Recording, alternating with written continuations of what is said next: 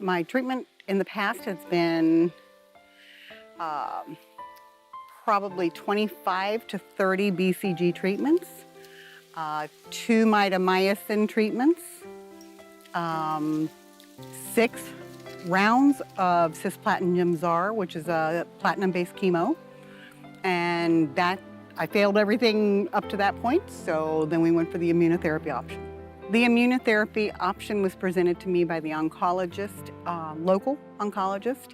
He had been working with Georgetown and some of the other universities and had heard of one.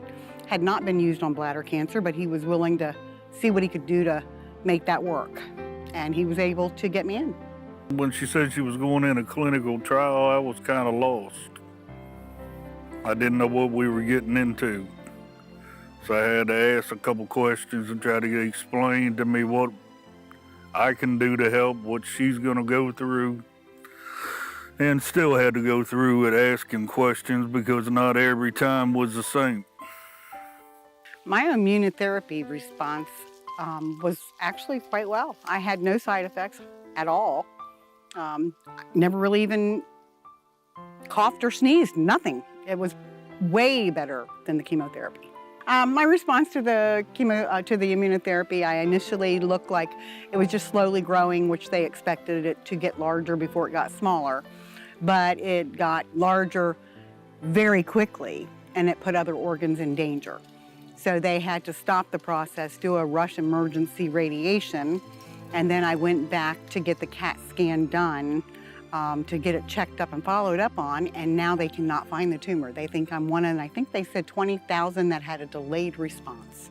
Initially, when he walked in the room, my oncologist, he was shaking his head, and I didn't know if it was a bad shake the head or a good shake the head, because he just was looking down doing this. And then he looked at me and I said, okay, is that a good shake head or bad? And he goes, you're puzzling all of us. I don't know why, but your tumor's gone.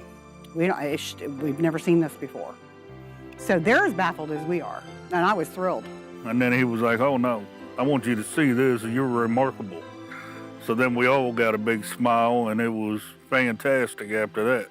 How am I thinking about my future? My future was 6 months, and now it might only be 9 months. It might be a year, it might be 2 years, it might be 3 years. I don't even know what the word future means, to be honest. I just take one day at a time and be grateful that I'm getting the news I'm getting right now and hold on to it. We're hoping for a lifetime.